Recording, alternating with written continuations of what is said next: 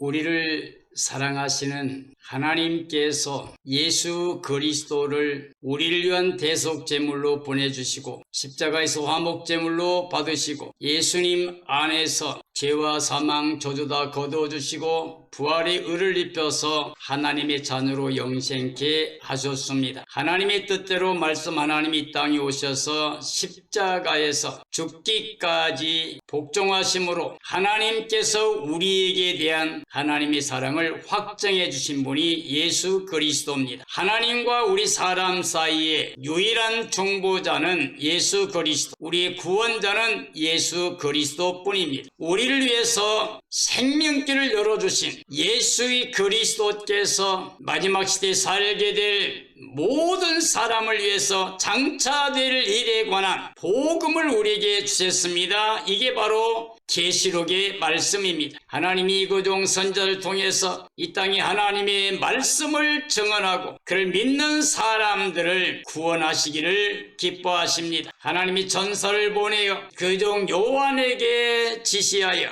이 계시의 말씀을 증언하게 했습니다. 바로 예수의 그리스도의 계시입니다. 이 계시의 말씀을 읽는 자, 듣는 자, 지키는 자가 복이 있습니다. 오늘 이 말씀을 듣는 모든 사람들, 읽고 전하는 저와 함께 지키는 자로서 조심의 날이 기쁨의 날, 승리의 날, 영광의 날, 구원의 날, 복된 날이 되어지기를 예수님의 이름으로 축원합니다. 우리가 살고 있는 이 시대는 하나님이 정하신 마지막 추수의 때입니다. 예수님께서 마지막 때 되어지리라고 했던 말씀들, 즉 징조에 관한 말씀들이 다 이루어지고 있습니다. 이제 우리는 보고 들으며 알 수 있는 때가 되었습니다. 그러나 우리가 만약에 육체로 세상에 속해서 땅의 것만을 생각하게 되면 이 예언의 말씀을 듣지도 못할 거고 지키지도 못하게 됩니다. 이 예언의 말씀은 가감할 수 없는 말입니다. 누구든지 이 예언의 말씀이 더해도 안 되고 빼도 안 됩니다. 더하거나 빼는 사람들은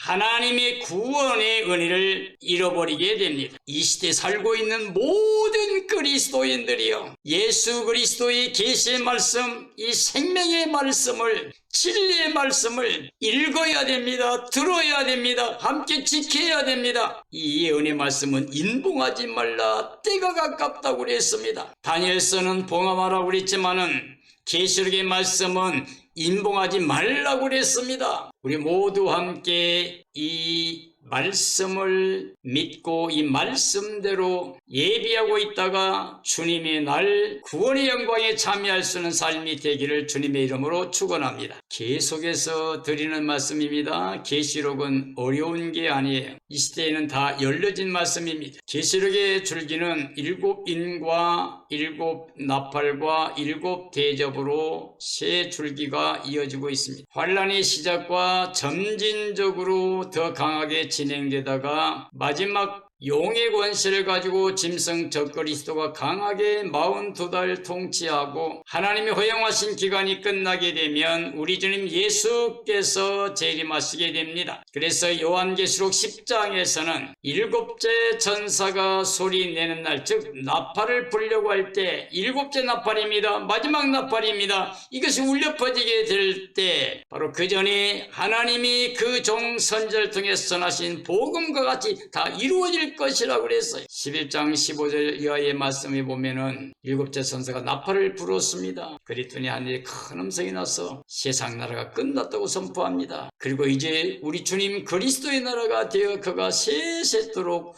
왕노릇한다고 말씀하고 있습니다. 7번째 인을 떼일 때 그 인 안에가 7 나팔이 준비됩니다. 7 천사가 부는. 그리고 7번째 천사가 나팔을 불면 7 천사가 각기 대접, 7 대접을 가지고 나타나게 됩니다. 그리 땅에 쏟아버리는데 이게 하나님 마지막 진노의 재앙입니다. 그리고 나서 예수님께서 영광 중에 재림하시게 됩니다. 하나님의 구원의 백성들이, 죽었던 사람들이 생명의 부활로 나오게 됩니다. 이 땅에 살아서 짐승 경배하지 않고 우상 절하지 않고 표받지 않고 타협하지 않고 끝까지 오직 예수 신앙으로 재림 신앙으로 깨어 예비하고 있던 사람 사람들은 썩지도 않고 죽지도 않고 호련히 변화가 되어 생명이 부활한 자들과 같이 영광의 몸으로 예수 그리스도를 맞이하게 됩니다. 그리고 예수님과 함께 영광에 들어가게 됩니다. 바로 새하늘새 땅 새 예루살렘 성입니다. 예수 그리스도의 몸된 교회로서 그 몸의 지체로서 그 피가 흐르고 있는 생명체들이 모두가 다 예수님과 함께 임마누엘 영생복락 누리는 새 예루살렘이 바로 구원의 성입니다. 믿음의 선진들이 이 땅에 사는 동안에 외국인처럼 나그네처럼 살았습니다. 그 이유는 본향 찾는 마음을 나타내는데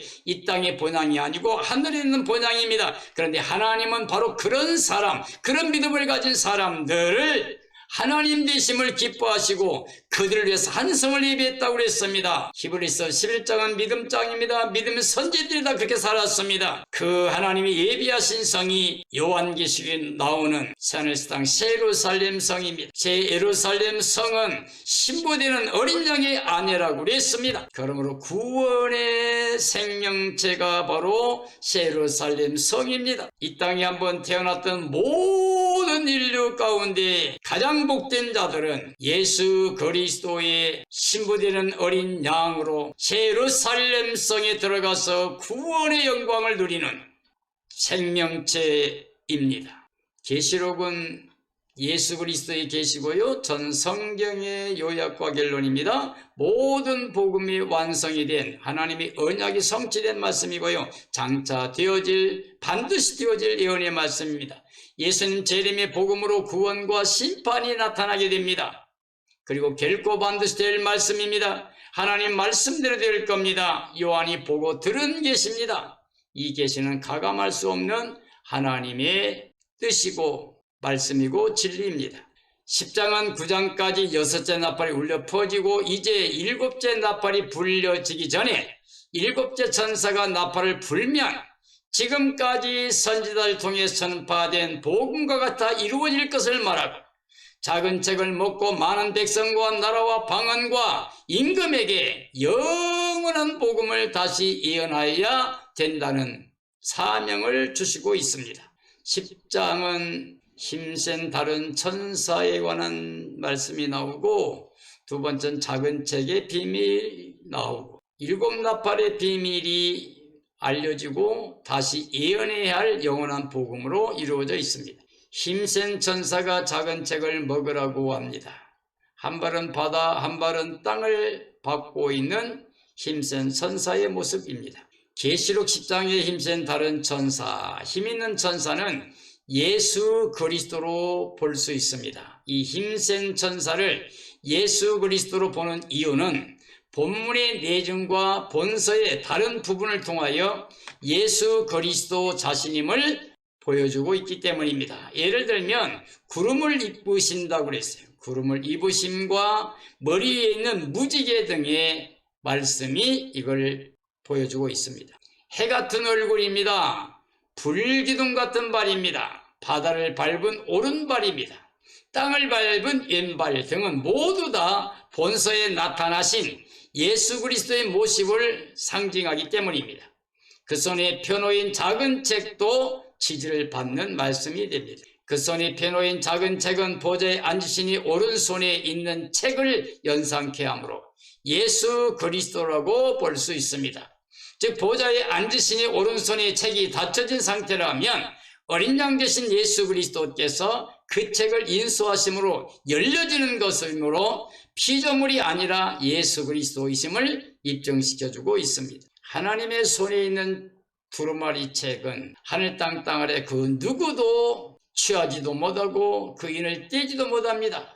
오직 예수 그리스도만, 즉 어린 양 예수 그리스도만이 그 책을 취하시고 그 인을 떼기 합당하신 분이라고 그랬습니다. 본서의 내정을 통해서 흰 구름 위에 앉으신 사람이 인자 같은 이라고 요한계시록 14장 14절에 말씀하고 있습니다.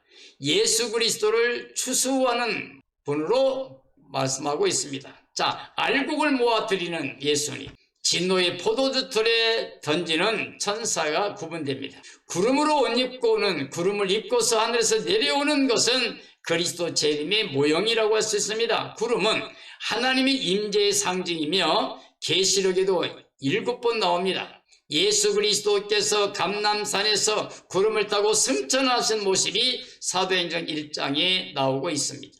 또한 예수님이 재림하실 때 구름을 타고 그의 천사들과 함께 다시 오실 것이라는 약속을 마태복음 24장에도 말씀하고 있습니다. 구름은 하나님과 그리고 그의 약속과 그의 영광 임재와 관련된 상징입니다. 무지개는 광채가 그의 구름 위에 반영되어 형성되어 있고 하나님과 관련되어 있는 것을 알 수가 있습니다. 무지개는 언약의 상징입니다. 노아 홍수 심판이 있은 후에 하나님이 무지개를 구름 사이에 두어서 다시는 생물을 홍수로 멸하지 않기로 증거를 삼으셨습니다. 그러므로 무지개는 하나님의 모든 심판 행위가 엄격한 하나님 언약대로 될 증거라고 할 수 있습니다. 힘센 천사가 무지개를 입고 내려오는 것은 언약의 성취자이신 예수 그리스도의 모습이라고 할 수가 있습니다. 해와 같고는 예수 그리스도 얼굴에 있는 하나님을 아는 빛을 성도들의 마음에 비췄다고 고린도서 4장에 말씀하고 있죠. 힘센 천사의 얼굴이 해와 같고라고 하신 그것은 바로 예수 그리스도의 복음의 빛이 해와 같이 모든 생명들이 생명의 빛이 되신 예수 그리스도를 영접함으로 말미암아 하나님의 자녀가 되는 권세를 주신 것을 통해서 알 수 있습니다. 그러므로 힘센 천사는 예수 그리스도로 볼 수 있습니다. 해 같은 그 뜻은 공평과 사랑, 죄와 악에 대한 심판, 치료와 위로, 힘과 용기, 인도와 보호 등을 말합니다. 바다와 땅을 밟고 서 있는 모습입니다. 바다는 흉욕하는 이 세상 열국으로서 적그리스도가 출현하는 장소로 볼 수 있습니다. 그러므로 바다를 밟고 서 있는 예수 그리스도, 땅은 거짓 선자들이 출현하는 곳이죠. 요한계시록 13장에 보면, 그래서 마지막 때에 바다와 땅을 밟고 서 계신 분이 적그리스도와 거짓 선자들이 악의 세력을 정복하고 다스리시는 예수 그리스도로 볼 수 있습니다. 구약의 천사가 나타난 사건에 하나님이 주격으로 나타나신 게 많이 있습니다. 천사는 하나님의 뜻을 따라 수종을 듭니다. 예수님은 구원 사역 위에서는 고난의 종으로 이 땅에 오셨다고 말씀하고 있습니다.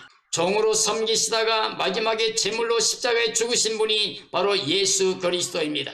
예수님의 종으로서의 위 사역은 하나님의 뜻에 복종하기 위해서 이 세상에 오신 겁니다. 고난의 종으로 이 땅에 오신 예수 그리스도, 이 땅에 와서 섬기러 오셨다고 그랬습니다. 섬기다가 마지막에 제물로 자기를 주신다고 말씀하셨습니다. 천사는 하나님의 종들입니다. 하나님의 뜻을 다 이루어 수종되는 종들입니다. 예수 그리스도는 하나님의 모든 언약 약속을 다 완성하신 유일하신 분입니다. 그리고 하나님께 순종과 복종을 통해서 생명길을 열어주신 분입니다. 예수 그리스도만이 우리의 구원의 주가 되십니다. 바로 말씀 하나님만이 우리의 죄를 대속하고 우리에게 의를 입히고 우리로 하나님 자녀 권세를 통해서 생명길로 나가는 생명의 문을 열어주신 생명의 빛으로 오신 우리 구원의 주가 되십니다. 천사는 주의 사자라고 하고 이것은 그리스도의 몸된 교회를 위한 목회자 역시 주님의 사자로 하나님 뜻을 이루는 자라고 알 수 있습니다. 그러므로 힘센 천사는 예수 그리스도라고 알 수가 있습니다. 요한계시록 1장에 보면 7별 7촛대 사이에 거니시는 예수님입니다. 7촛대는 7교회요 7별은 7교회의 사자라고 그랬습니다. 계시록 10장에는 작은 책의 비밀이 있습니다. 많은 백성과 나라와 방과 임금에게 다시 전할 영원한 복음인 작은 책은 비밀이 기록된 10장입니다. 9장까지 6나팔 재앙이 울려 퍼졌습니다. 이제 7번째 나팔, 즉 마지막 나팔만 남아있는 가운데 10장의 작은 책을 먹고 다시 예언을 해야 됩니다. 7째 천사가 나팔을 불면 선지자들이 전한 복음과 같이 다 이루어질 것을 말했습니다. 11장 15절에는 7번째 나팔이 울리면서 세상 나라 끝났다고 선포됩니다. 그리고 우리 주님의 나라가 되어 그가 영원히 통치하신다고 말씀하고 있습니다. 작은 책은 예수 그리스도의 계시입니다. 보좌에 앉으시니 오른손에 있는 안팎으로 썼고 7인으로 임봉한 책이며 다시 전해야 할 영원한 복음입니다. 그리고 이 책이 작다고 한 것은 예수 그리스도의 다시 오심을 기록한 계시록의 내용이 실제적으로 그 분량이 작은 책이며 사람들에 의해서 멸시와 천대를 받을 것을 암시하는 것이라고 볼 수도 있습니다.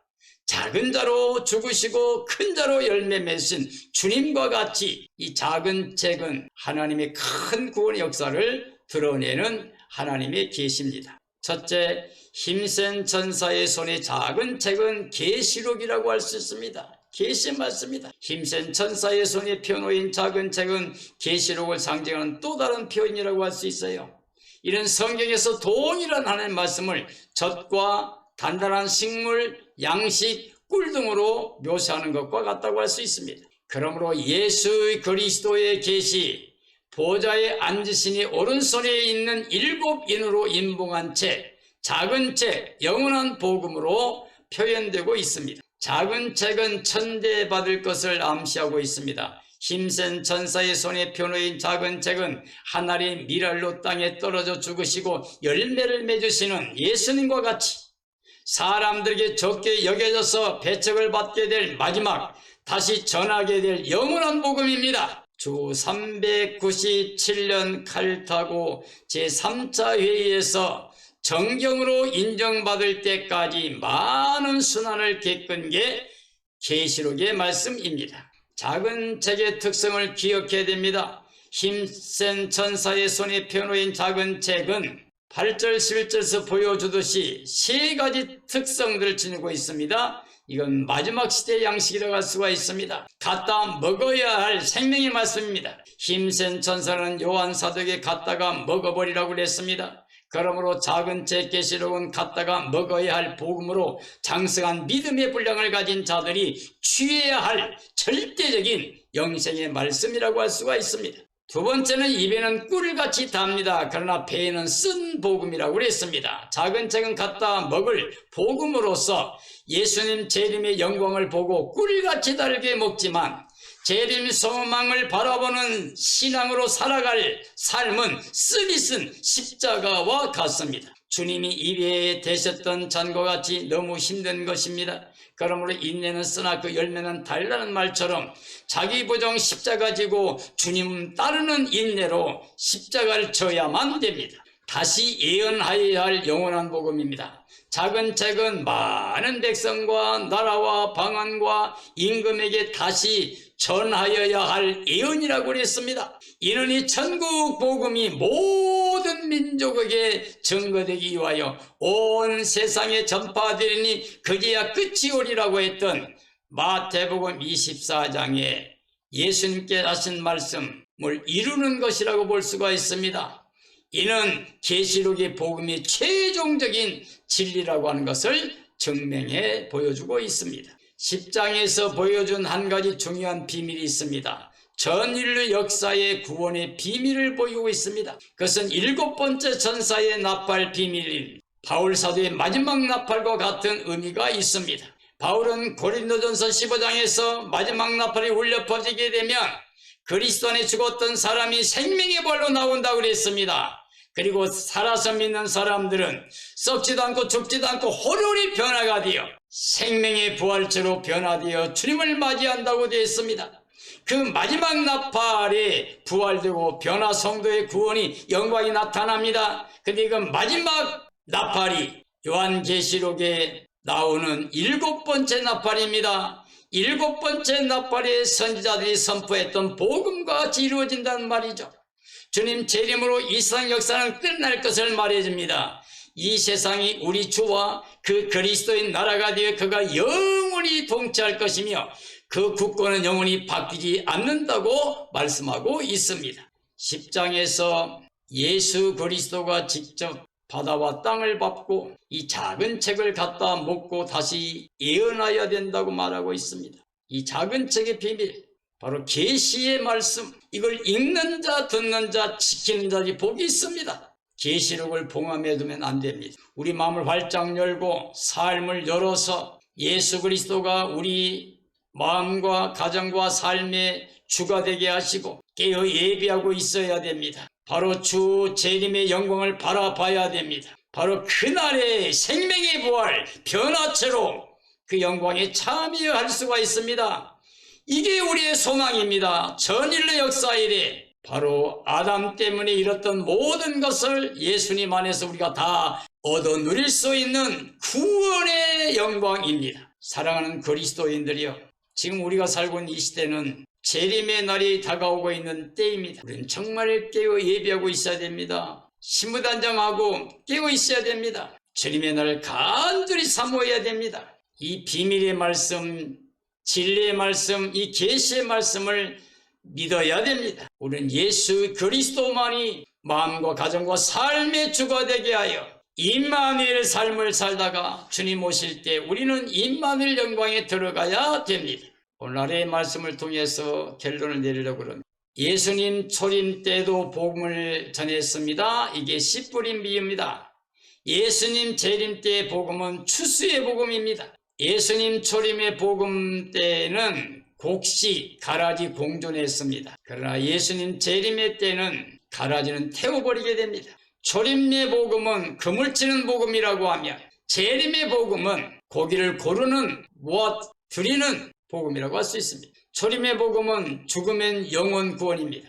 재림의 복음은 영육이 살아서 임마누엘로 영생복락을 누립니다. 초림의 복음은 죄인을 구원하러 오신 예수님입니다. 재림의 복음은 의인만을 구하러 오는 죄와 상관없이 자기를 발언한 사람들에게 두 번째 나타나시게 됩니다. 초림의 복음은 회개하고 복음을 믿으라고 증언했습니다. 그러나 재림의 복음은 이긴 자를 데리러 오신다고 하셨습니다. 초림의 복음은 누구나 믿으면 구원입니다. 그러나 재림의 복음은 믿음의 승리자만 구원입니다. 초림의 복음은 예수님 십자가 대속이었습니다. 재림의 복음은 전 인류 심판할 때 예수님 믿는 사람들만 예수 그리스도의 몸된 교회로서 그 피가 흐르고 있는 예수님과 한 몸, 한 생명체가 된 사람들의 구원과 예수님 없는 사람들의 심판입니다. 초림의 복음은 주님의 몸된 교회입니다. 그러나 재림의 복음은 바로 새 예루살렘 성입니다. 신부된 교회 어린 양의 안에 하늘에서 내려오는 새 예루살렘 성, 바로 그게 구원의 공동체, 구원의 생명체입니다. 사랑하는 그리스도인들이여, 우리는 이제 자다가 깰 때가 되었습니다. 추수 때입니다. 이제는 재림 복음으로, 추수 때 신앙으로 깨어 예비하고 있어야 됩니다. 그래서 주님 오실 때 주님을 영접하고 예수님과 함께 새 예루살렘 성에 들어가서 심판과 멸망의 대상이 아니라 구원의 대상으로, 사랑의 대상으로, 그 은혜의 대상으로 영원히 영생복락을 누려야 됩니다. 이 영광의 날 예수님 맞이하고 우리 함께 그 영광에 들어가서 구원의 기쁨을 가지고 승리의 찬양을 올리는 복된 삶이 되어지기를 예수님의 이름으로 축원합니다. 축원합니다.